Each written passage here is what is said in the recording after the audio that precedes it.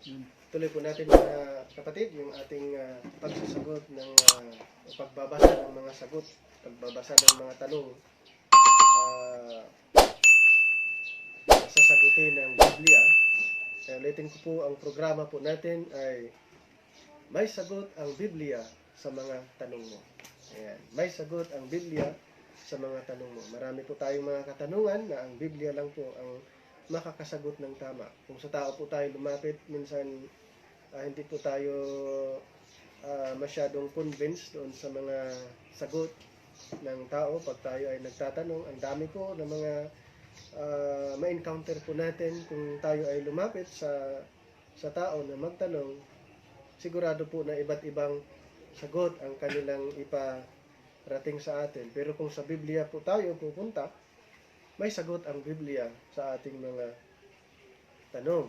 At sigurado po na hindi po pwedeng baguhin at hindi po pwedeng i-reject po natin kung ano yung sagot ng Biblia sa ating mga katanungan. Kaya tulad nga po ng na-mention po natin, ang dami po nating tanong kahit saan-saan lang po tayo pupunta, kahit sino ang ating nilalapitan, para lamang po masolusyonan. Yung iba nga ay hindi na nag-imbento na lang ng sagot, na nag-speculate or siguro ganito, basta yun, ang dami po na ano. Pero mga kapatid, kung may mga Biblia po tayo, may mga Biblia po kayo dyan, ay pwede nyo pong buksan, pwede nyo pong aralin, pwede po nating pagtulungan. Kaya nga katulad ng nabanggit ko po, kung may mga katanungan po kayo, pwede po kayong mag-email.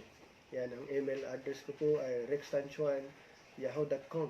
Pwede po kayong mag-send ng mga tanong at pag-aralan po natin kung ano yung sagot ng Biblia. Yan. So ito po yung tanong na pwede nating pag-uusapan. Ito po, ano ang sagot ng Biblia sa tanong na, sino ba si Jesucristo? Ayan, may mga nagtatanong, sino ba si Jesucristo? Sino ba ang Panginoong Hesus? Yan, ang Panginoong Hesus kasi nakilala sa panahon pag December, nakilala lang Panginoon pag ganung man. Pero pag ibang araw ay hindi na nakilala ang Panginoon. Walang naghahanap sa Panginoon. Lalo na ang Panginoon din po ay nakilala lang sa panahon ng crisis. Ayan, kaya dito po, sino ba si Jesucristo o ang Panginoong Hesus? May sagot ang Biblia sa John chapter 17 verse number 3. At ito ang buhay na walang hanggan. So yun po yung sinasabi dun sa John chapter 17 verse number 3. At ito ang buhay na walang hanggan, na ikaw ay makilala nila na isang Diyos na tunay at siyang iyong sinugo sa makatuwid bagay si Jesucristo. Ayan. So ito po, ulitin ko pong basahin sa John chapter 17 verse number 3. At ito ang buhay na walang hanggan. Yan, pag sinasabi natin sino ba? Ito si Jesucristo o ang Panginoong Hesus. Yan. At ito ang buhay na walang hanggan, na ikaw ay makilala nila na isang Diyos na tunay at siyang iyong sinugo sa makatuwid bagay si Jesucristo. Ayan. So ang Panginoong Hesus pala, pag tinatanong na sino ba itong Panginoong Hesus na ito, Jesucristo, siya po ay Diyos. Yan, siya po ay Diyos. Okay? So, maraming mga nagsasabi na ang Panginoong Hesus ay hindi Diyos. Ayan, depende nga sa paniniwala ng isang tao. Kung ayaw nilang paniwalaan na ang Panginoong Hesus ay Diyos, yun po ay mga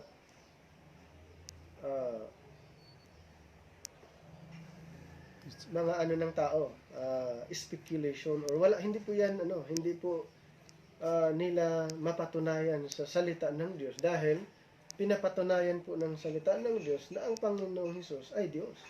Ayan. So, hindi po natin pwedeng baguhin. Siguro kung mayroon tayong ibang Biblia na nagsasabi na ang Panginoong Hesus ay hindi Diyos, baka pwedeng ganun ang nangyari po. Pero hindi po natin pwedeng baguhin ang Biblia. Ang Biblia po ay nagsasabi na ang Panginoong Hesus ay Diyos. Isa po na pwede nating puntahan na evidence. Ito po ang isang sabi ng Biblia sa John 14 verse 1. huwag magulumihanan ang inyong puso. Magsisampalataya kayo sa Diyos. Magsisampalataya naman kayo sa akin. Ayan po. So napakaliwanag po mga kapatid na ulitin ko po ang Panginoong Hesukristo ay Diyos. At marami pa po na mga makikita natin, matatagpuan natin sa salita ng Diyos. Marami pong sinasabi ang Biblia patungkol po patungkol po sa ating Panginoong Hesukristo na talagang siya ay Diyos. Yan, ang tao nagsasabi, may mga tao nagsabi na si Kristo ay hindi Diyos. Mga tao po ang nagsasabi noon. Pero ang Biblia ay nagsasabi na si Hesukristo ay Diyos. So, sino ba ang paniniwalaan natin? Yung tao na nagsasabi ng Panginoong Hesus ay hindi Diyos? O ang Biblia na nagsasabi na ang Panginoong Hesus ay Diyos? Ayan. So, ang dami po na pwede nating mga evidence, o yan, mga bagay na nagpapatunay dito sa loob ng Biblia. Pero katulad nga po ng sinabi ko po, ay additional po ito sa mga nag-gather niyo po ng mga verses. Ito po ay pwedeng makatulong kung sakaling may mga nagtatanong na sino ba talaga si Hesukristo, sino ba itong Panginoong Hesukristo. Ulitin ko po, ang sagot ng Biblia, ang Panginoong Hesus ay Diyos. Mayroon pang ibang mga katanungan na nagsabi, ano daw ang sagot ng Biblia sa tanong na bakit kailangan pang mamatay si Hesukristo? Ayan, ang daming mga tanong na bakit pa kailangan mamatay ang Panginoong Hesukristo? May sinasabi naman ang Biblia dito sa Romans chapter 3, 24, 26. Yan, makikita po natin dun ang reason kung bakit kailangan mamatay ang Panginoong Hesukristo. Meron po siyang plano, meron po siyang napakagandang plano po sa atin. Kaya makikita po natin dito ang sagot ng Biblia naman sa Romans chapter 3, 24, 26. Palibhasa'y inaring ganap na walang bayad na kaniyang biyaya sa pamamagitan ng pagkatubos, okay, na nasa kay Kristo Jesus, na siyang inilagay ng Diyos na maging pangpalubag loob sa pamamagitan ng pananampalataya sa kanyang dugo upang maipakilala ang kanyang katwiran dahil sa hindi pagpansin sa mga kasalanan na nagawa ng nagdaang panahon sa pagpahinuhod ng Diyos. Sa pagpakilalay, aking sinasabi na kaniyang katwiran sa panahong kasulukuyan upang siya'y maging ganap at tagaaring ganap sa may pananampalataya kay Kristo. So dito po makikita natin mga kapatid kung ano yung kung bakit kailangan pang mamatay ang Panginoong Hesus. Ito po ang makikita natin na gusto niya na tayo ay kanyang tubusin sa pagkakasala upang ating makamtan ang katwiran. So sa pamagitan ng ating paniniwala ng ating Panginoong Hesus kung ano ang kanyang ginawa, kung ano ang nangyari po, ay dito po natin masumpungan yung tinatawag na katwiran or God's righteousness. So kung hindi ito mangyari, ay hindi po natin masusumpungan yung katwiran ng Diyos. Hindi po natin makamtan ang kabutihan ng Panginoon, yung God's righteousness or yung kaligtasan kung hindi ito mangyari. Ayan, kaya ang Panginoong Hesus ay namatay upang tayo ay magkaroon ng kaligtasan, upang tayo naman ay magkaroon ng righteousness sa pamagitan ng ating paniniwala kay Kristo o sa ating Panginoong Hesukristo. Mayroon ding sagot ang Biblia dito sa Galatians chapter 3:13 kung bakit kailangan pang mamatay ang Panginoong Hesukristo. Isa po sa mga sinasabi dito sa Galatians chapter 3 verse 13, sa sumpa ng kautusan ay tinubos tayo ni Kristo. Ayan, ulitin ko po. Sa sumpa ng kautusan ay tinubos tayo ni Kristo na naging sumpa sa ganang atin. Sapagkat nasusulat, sinusumpa ang bawat binibitay sa punong kahoy. At ito po makikita natin mga kapatid na ang Panginoong Hesus ay talagang yung namatay, naipako sa krus.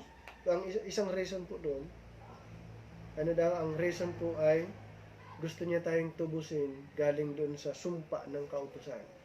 Ayun, ang Panginoon lang po ang mayroong kakayanan na tayo ay tubusin galing doon sa sumpa ng kautusan na naging sumpa sa ganang atin. So, ang Panginoon, ang nangyari po ay instead na tayo yung parusahan, tayo ang mga sinumpa, pero ang nangyari po, ang Panginoon ay naging sumpa sa ganang atin. Sapagkat nasusulat, sinusumpa ang bawat binitay sa punong kahoy. Kaya ito po ang nangyari, ang Panginoon Hesus ay naibilang siyang mga sinumpa, naibilang siya doon sa mga dapat parusahan, instead na dapat tayo po yung parusahan. Kaya mga kapatid, ito pa ay isang reason kung bakit kailan pang mamatay ang Panginoong Hesukristo upang tayo ay makaligtas dito sa matinding hatol, matinding penalty na pwedeng maranasan sana ng tao. Alam po natin na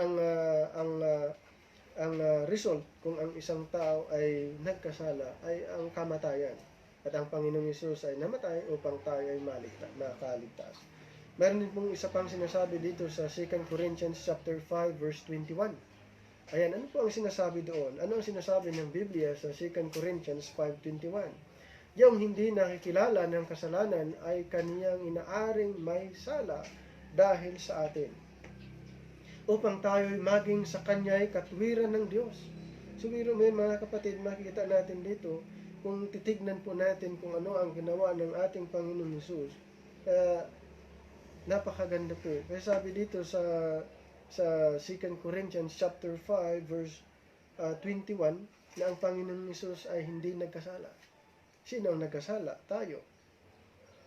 Pero bakit si Kristo ang namatay na hindi naman siya nagkasala? Ang kasalanan natin ay inako niya.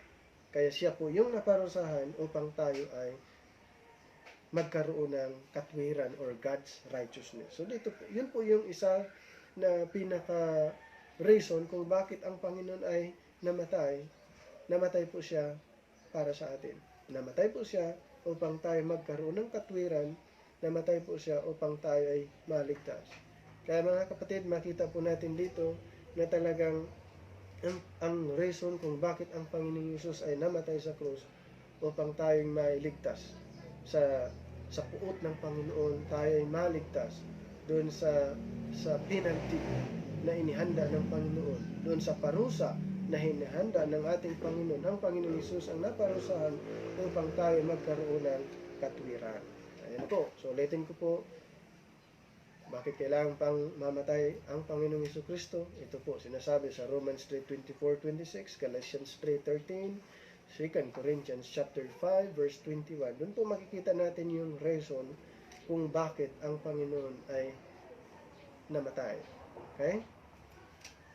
Mayroon pang isang tanong na nagsasabi, paano ba natin malalaman, paano ba natin malalaman na si Kristo na nabuhay galing sa mga patay? Kasi may mga katuruan na ang Panginoon ay hindi siya namatay, siya hindi na nabuhay. May iba, ninakaw daw ang kanyang katawan at hindi talaga siya nabuhay. So marami pong mga patutuo, mga katuruan na wala sa Biblia. Ulitin ko po, kung ang tao ay nagsasabi na wala sa Biblia, wag po tayong basta-bastang maniwala kahit siya po ay pinakamagaling na magsalita. Pero kung ang sinasabi naman niya wala sa Biblia, mag-ingat po tayo mga kapatid. Kung gusto nating paniwalaan po natin kung ano yung nasa Biblia. Kung ano yung sagot ng Biblia sa mga katanungan, doon po tayo, mag-ingat po tayo sa mga speculation, mga sagot ng mga theologian, kung sino-sino ang nagmamagaling na nagsasabing ito yung tama, yun ay mali. Hindi po. Kailangan po nating magiging knowledgeable enough, mga kapatid, sa mga bagay na ito. Kung tungkol po sa Biblia ang pag-uusapan, ay aralin po natin kung ano yung nasa Biblia. Kaya sa sagot na, paano ba natin malalaman na si Kristo ay nabuhay galing sa mga patay? Mayroong sinasabi ang Biblia dyan. Acts chapter 1, verse number 3, makikita po natin doon na sa kanila na may napakita rin siyang buhay sa pamamagitan ng maraming mga katunayan. Pagkatapos na siya'y makapaghirap na nagpakita sa kanila sa loob ng 40 araw at nagpahayag ng mga bagay tungkol sa kaharian ng Diyos. So dito po mga kapatid, makita natin na ang Panginoon ay nabuhay galing sa mga patay. Dito po sa Acts chapter 1, makita po natin dito ay nagpakita po siya sa mga tao. At marami pong nakakita sa kanya na siya po ay nabuhay galing sa mga patay. Mayroon pong sinasabi pa doon sa 1 Corinthians chapter 15 verses 4 to 8. Makikita natin doon mga kapatid kung ilan ang mga nakakakita sa ating Panginoon na talagang siya po ay nabuhay galing sa mga patay. At siya ay inilibing. Okay? At siya ay muling binuhay ng 3 araw ayon sa mga kasulatan. At siya ay nagpakita kay Cephas at saka sa 12. Okay? Nagpakita siya kay Cephas at saka sa 12. Pagkatapos ay nagpakita sa mahigit na 500 kapatid. So, napakatindi po mga kapatid yung patutuong na ito. Yung evidence ay napakarami po ang mga witnesses na ang Panginoon ay nabuhay. Di ba? Mapapatunayan ng isang tao o yung tao ay siya ay nagkasala depende po sa mga witnesses.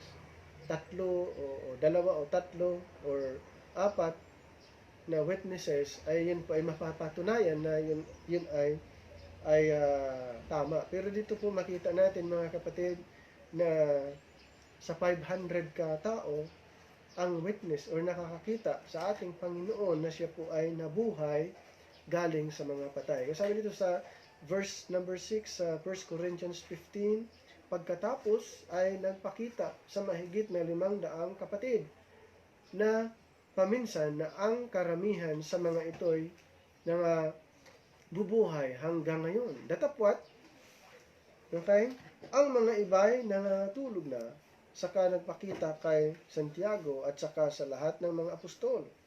At saka huli-hulihan tulad sa isang ipinanganak sa di kapanahunan ay nagpakita naman siya sa akin. So makita natin dito mga kapatid na ang Panginoong Hesus ay talagang siya ay nabuhay galing sa mga patay at marami pong mga patutuo or may sinasabi ang Biblia na talagang ang Panginoon ay nabuhay galing sa mga patay. Hindi po siya ninakaw.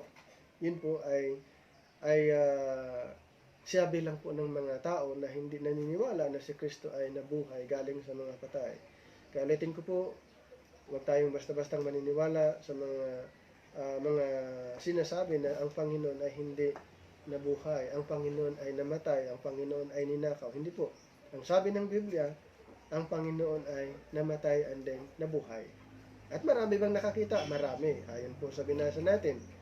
Sino ba ang mga nagpatutuo dyan? Na ito po, na pinangalanan po. Sa 1 Corinthians 15:4 makita po natin doon, nandun nila Cephas, ang 12, at yung 500 na mga witnesses nagpapatunay na ang Panginoon ay nabuhay galing sa mga patay. Mayroon pa pong tanong na nagsasabi, anong klaseng katawan daw? Yan, anong klaseng katawan mayroon ang Panginoong Hesus? So, ganito po ang nangyari. Kung siya ay nabuhay galing sa mga patay, ano naman ang body or katawan ng ating Panginoong Hesus ngayon? Ayan. Mayroon din pong sinasabi ang Biblia, may sagot ang Biblia dyan sa Philippians chapter 3 verse 21, na siyang nagbabago ng katawan ng ating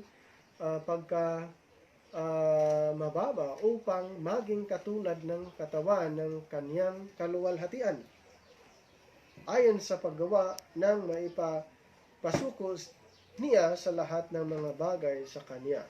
Okay? Ano po yung sinasabi dito sa Philippians chapter 3 verse 21?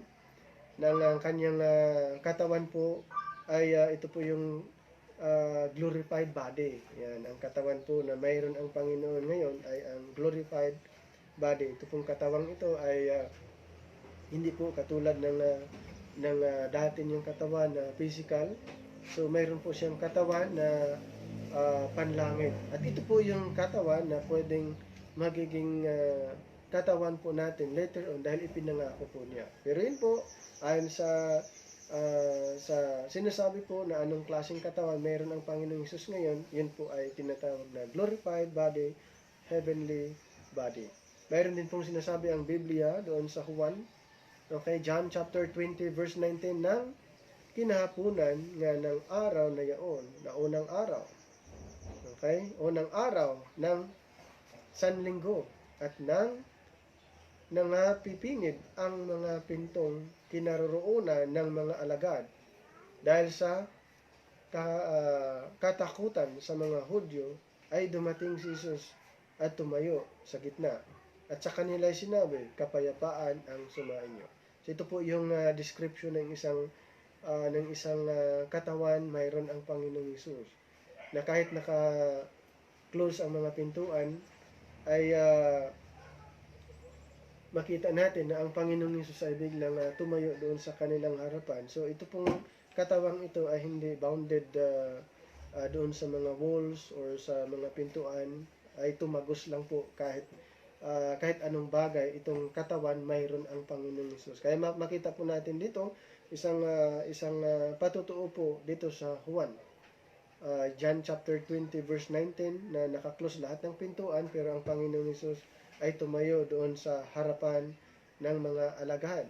Ayan, nagulat sila. Pero ang sabi ng Panginoon, kapayapaan ang sumainyo. So, yun po yung katawan, mayroon ang Panginoong Hesus. Mayroon din pong sinasabi doon sa Luke chapter 24 verse 39. Isa po na description ni Lucas. So, description ni Juan kanina, ito naman ang description ni Lucas sa Luke 24:39. Tingnan ninyo ang aking mga kamay at ang aking mga paa. Ako rin nga. Ipuin ninyo ako at tingnan, sapagkat ang isang espiritu ay walang laman at mga buto na gaya ng inyong nakikita na nasa akin. So ito po yung isang description ni Lucas tungkol po sa ating Panginoon nung siya ay muling nabuhay, or nung siya ay nag-resurrect. Yan po. So ito po makikita natin ng Panginoon ay mayroon siyang kakaibang katawan, hindi po katulad ng ating katawan. Ang katawan po niya ay ang tawag po ay glorified body, heavenly body. Yun po yung katawan na later on pwede pong magiging katawan ng mga believers later on pagdating ng panahon. Ayan. Mayroon pang tanong na nagsasabi, ano daw ang sagot ng Biblia sa tanong na ito po? Ano ang magagawa ng banal na espiritu sa mga ligtas? So tungkol sa espiritu naman ay ano ba daw ang magagawa ng espiritu sa mga ligtas, o ano naman ang makikita natin or work ng banal na espiritu lalo na sa mga believers, sa mga ligtas. May sagot diyan ang Biblia sa Titus 3:5. Titus chapter 3 verse 5 na hindi dahil sa mga gawa, sa katwiran na ginawa nating sarili, kundi ayon sa kaniyang kaawaan ay kaniyang iniligtas tayo sa pamagitan ng paghugas ng muling kapanganakan at ng pagbabago sa Espiritu Santo. So, dito makikita natin na ang work of the Holy Spirit or ang magagawa ng banal na Espiritu sa mga ligtas, ito po makita po natin ay ang talagang yung renewal. Ayan. Ito po yung tinatawag na isa sa work ng banal na Espiritu is yung ang tao ay gagawing bago. Ayan. Gagawing brand new. Mayroon din po sa Romans chapter 8 verse 9, datapwat kayo'y wala sa laman kundi nasa Espiritu, kung gayo'y tumitira sa inyo ang Espiritu ng Diyos. Datapwat kung ang sino man walang Espiritu ni Kristo, sila'y hindi sa Kanya. So ito po ang banal na Espiritu ay isa din sa nagpatutuo na ang banal na Espiritu ang siyang ay tatak ng mga mananampalataya. Ang banal na Espiritu ang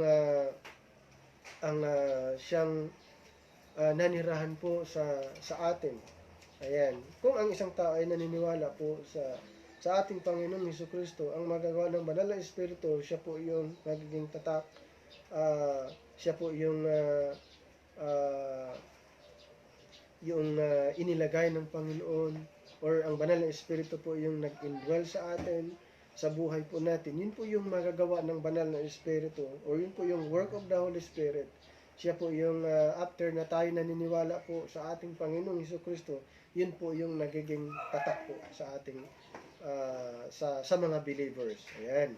Meron pa po dito sa 1 Corinthians 12:13. Ano po ang sabi? Sapagkat sa isang espiritu ay binautismuhan tayong lahat, sa isang katawan, maging tayo Hudyo o Grego, maging mga alipin o mga laya, at tayong makikita natin dito na at tayong lahat ay pinainom sa isang espiritu. So dito po sa versikulong ito sa 1 Corinthians 12:13, na sa ating paniniwala po ng ating Panginoong Hesukristo, ang banal na espiritu naman ay binautismo po niya tayo kay Kristo, kaya ang tawag sa atin ngayon ay body of Christ, or katawan ni Kristo. So we are called the body of Christ. Ang mga believers ngayon are baptized, for by one Spirit are we all baptized into one body. Kaya ang tawag sa mga believers ngayon ay body of Christ. Sino po ang responsible doon na naglagay sa atin na para tayo ay maging body of Christ? Ang banal na Espiritu. Work po ng banal na Espiritu ng isang taong naniniwala ay tatawagin na katawan ni Kristo. Work po ng banal na Espiritu sa panahon po natin ngayon. Isa po sa sinasabi ng Biblia doon sa Ephesians chapter 4 verse 30. Kung may mga Biblia po kayo dyan, ay buksan nyo din po. Ephesians chapter 4 verse 30. At huwag ninyong pighatiin ang Espiritu Santo ng Diyos, na sa Kanya'y, na sa Kanya'y kayo'y tinatakan hanggang sa kaarawan ng pagkatubos. Ayan, so napakaliwanag po mga kapatid dito sa Ephesians chapter 4 verse 30, ang isang work ng banal na Espiritu sa mga believers. Ito po ay isa pong tatak na sa pagdating ng rapture, pagdating ng pagkatubos. Ayan, katubos po, ito po yung bilang tatak sa atin ang banal na Espiritu. So lahat ng mga may tatak na banal na Espiritu, yun po yung makakasama po sa rapture. Ayan, yung may mga tatak. Pero yung walang tatak, ay hindi po sila pwede doon, dahil ang may mga tatak lamang, ibig sabihin sila po ay mga believers. Kung may tatak po sila na banal na Espiritu, sila po ay naibilang sa katawan ni Kristo. Kung wala naman, ay hindi sila pwede doon. Kasi ang sabi ng Biblia, yung may mga tatak lang. Yung walang tatak, hindi sila kasama doon sa tinatawag na rapture. Yung sinasabi dito, until the day of redemption, ito po yung rapture, or yung caught up. Ayan. Meron pa po na sinasabi dito, mga evidence na nagpapatunay kung ano ang magagawa ng Espiritu sa mga believers. Sa Ephesians chapter 5 verse 19, at huwag kayong sipaglasing ng alak na kinaruunan ng kaguluhan, kundi kayo'y magpuspos ng Espiritu. So yun po, talagang napakaganda yung work ng banal na Espiritu sa buhay po ng isang tao. Ano ba ang evidence or identification? Ano ba yung mga outward manifestation kung ang tao ay spiritual? Ayun po. Kung titingnan po natin yung sa Galatians chapter 5, 22 to 23, kung buksan niyo po yung mga Biblia, yun po yung mga manifestation po na dapat makita ng isang tao. Okay? Yung fruit of the Spirit. So yun po yung mga outward manifestation ang banal na Espiritu ay nag-work sa isang mananampalataya. Kung mayroon po yung mga manifestation na yan, ayun po yung makikita natin na ang tao ay talagang sealed by the Spirit. Ayan. So, ang Panginoon lang po ang nakakaalam doon kung ang tao ay mayroong tatak na banal na Espiritu or sealed by the Holy Spirit. Ayan po, ang Panginoon nakakaalam doon. Pero yun nga, ang makikita lang po natin doon is the manifestation. Outward manifestation na pwedeng mangyari ng isang tao sa Galatians chapter 5:22-23. At marami pa pong iba na pwede nating later on mapag-usapan din po natin yan.